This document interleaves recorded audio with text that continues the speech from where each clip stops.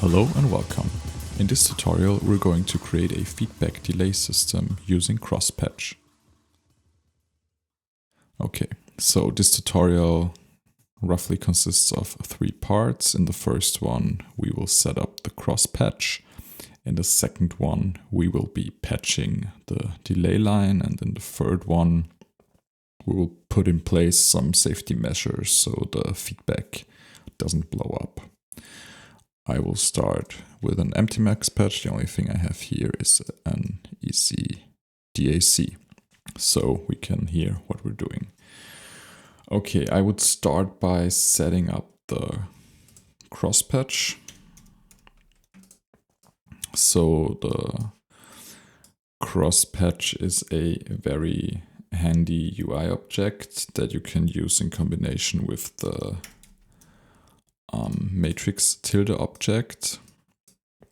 So this is not a jitter matrix, but a routing matrix. So with the help of this Crosspatch object, we can send different inputs to different outputs. For example, if we say 4, 4, we have 4 inputs and 4 outputs.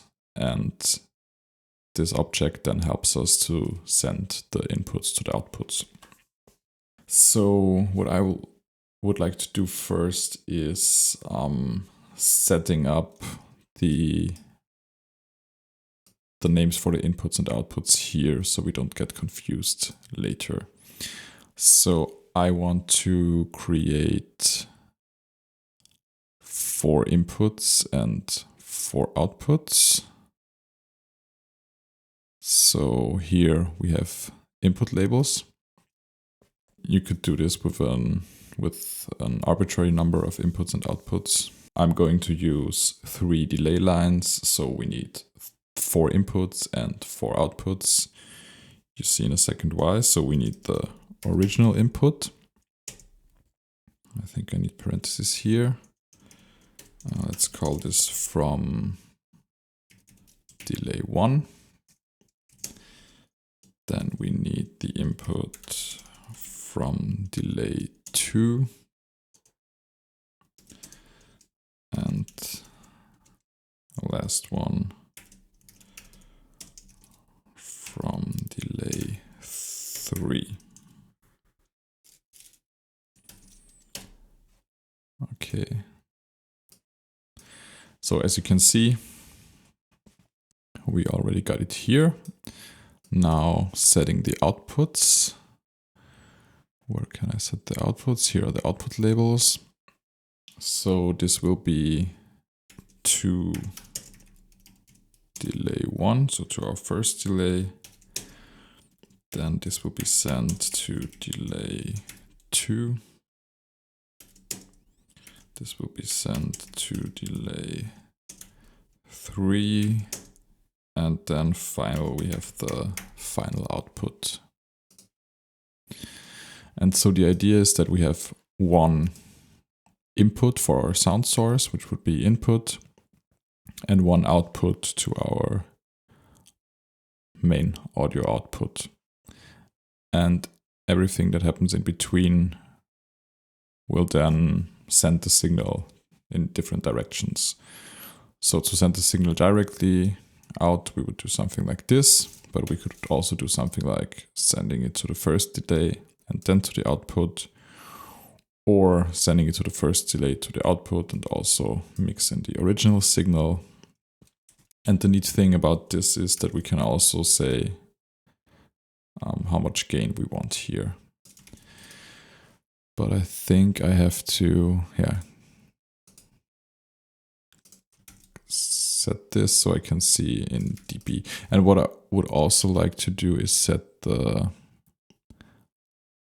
candy cane color, as it is called here. So each input and output has a different color. So it's a bit easier to see what's happening here. I will also use this clear message here, so it's just faster to untangle everything. Okay, now that we have set up our Crosspatch system here, we can go on to patching the actual delay line. To create a delay line in Max, I mean, there are, as with everything else, there is more than one possibility to do so, but I will use the tap in and tap out system. So with this tap in, I can set the maximum delay, which I will set to 1000 milliseconds, so to 1 second. And then we need a corresponding tap out, which then gets the actual delay time in milliseconds. So here we have the maximum and here we have the actual delay time. But I will use a knob or a slider or something like that to control this. I will not hard code it.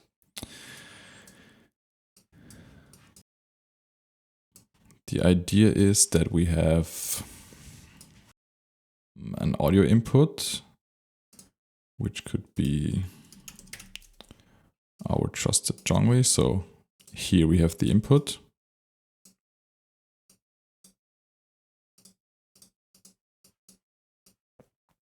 Then the first output is to our first delay, which is this one.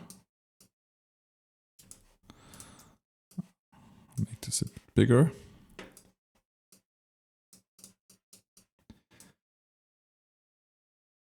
And then we have to plug this into the second input, which is from delay 1.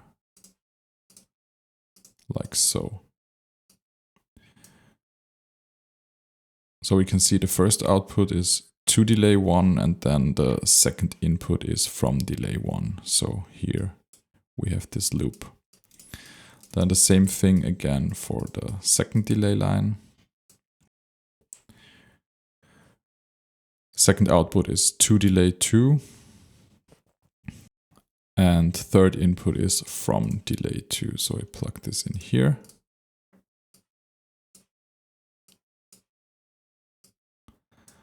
And same thing with our third delay line. So we have third output is to delay 3 and fourth input is from delay 3.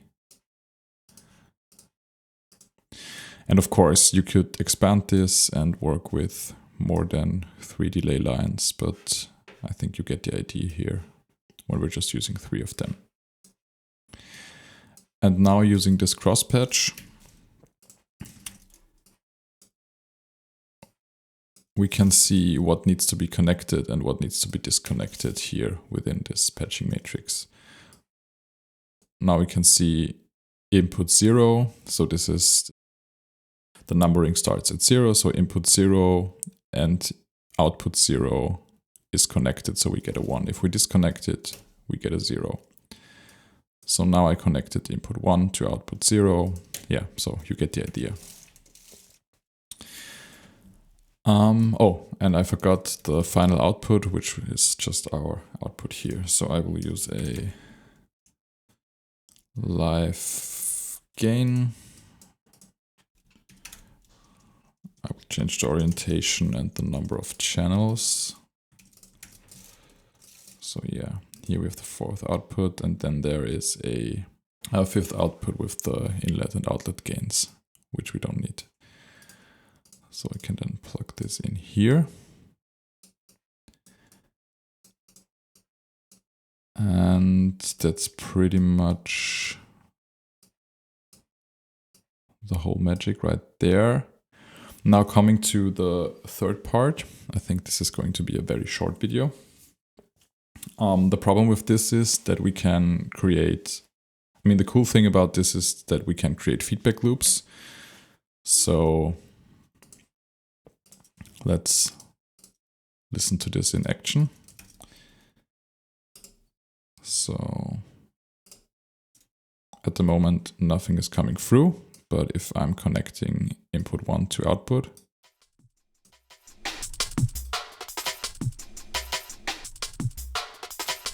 we just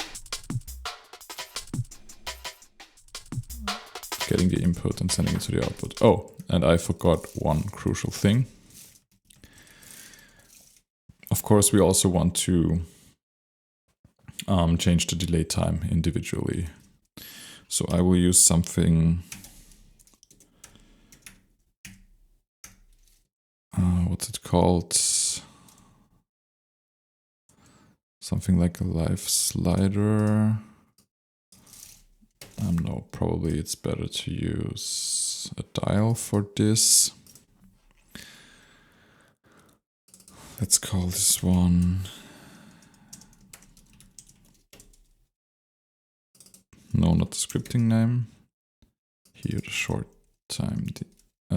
name delay 1, and let's set the range from 1 to 1,000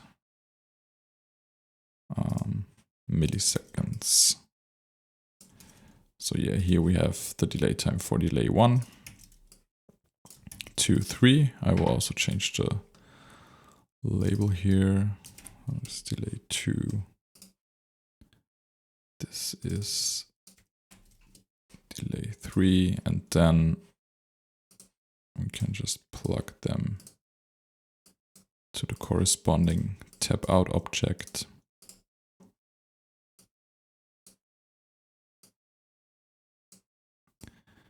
Yeah. So continuing the demonstration, input to output, and of course I can change how much is coming through. And then if I want to use the first delay, I can just say, okay, input goes into the first delay. Of course, I can also change the gain here. And then I can patch it into the output and of course change the gain here and the delay time here.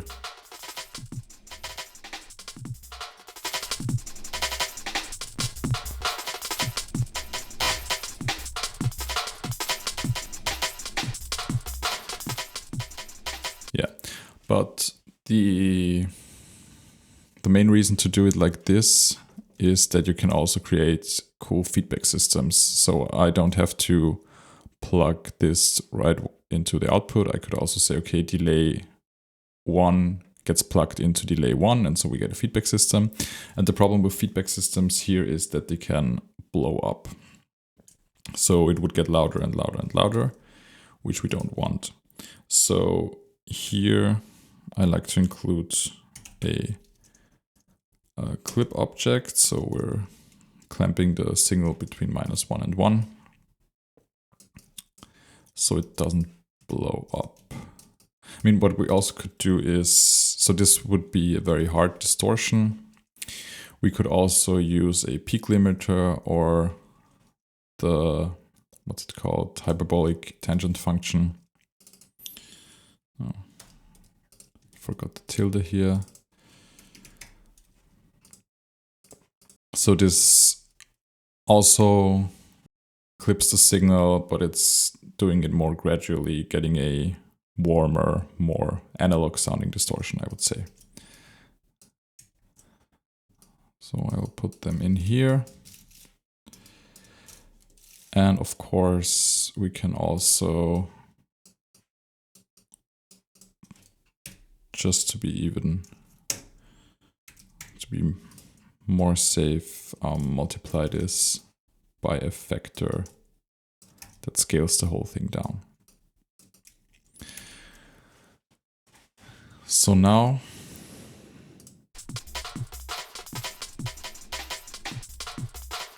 we can do something like this. Delay 1 back into delay 1.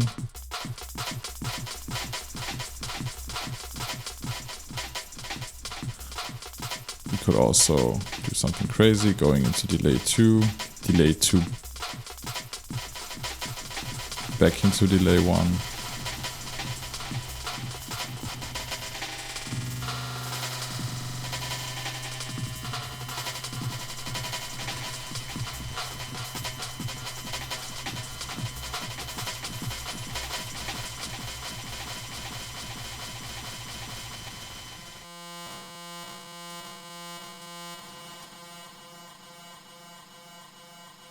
And depending on what you want to do, I mean, it's probably not the best. Still keeps on going.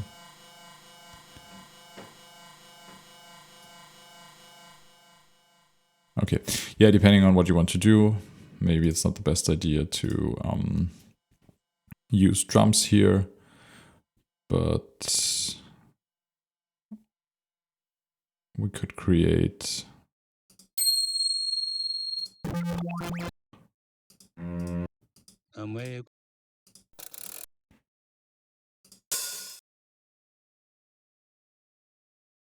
so depending on what you want to do, maybe it's not the best idea to send drums through our feedback delay line, but to create some kind of lush soundscape, we can use other sounds.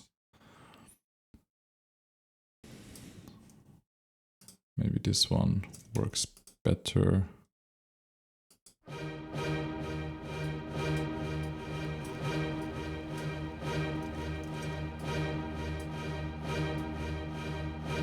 So going into delay 3, back into delay 1.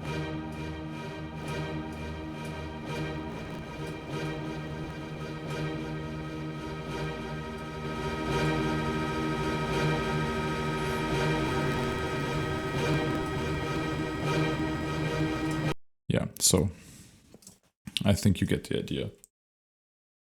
You could also, instead of expressing this in terms of milliseconds, express this in terms of note values, which is also very handy for using a delay, like quarter notes, eighth notes, something like that.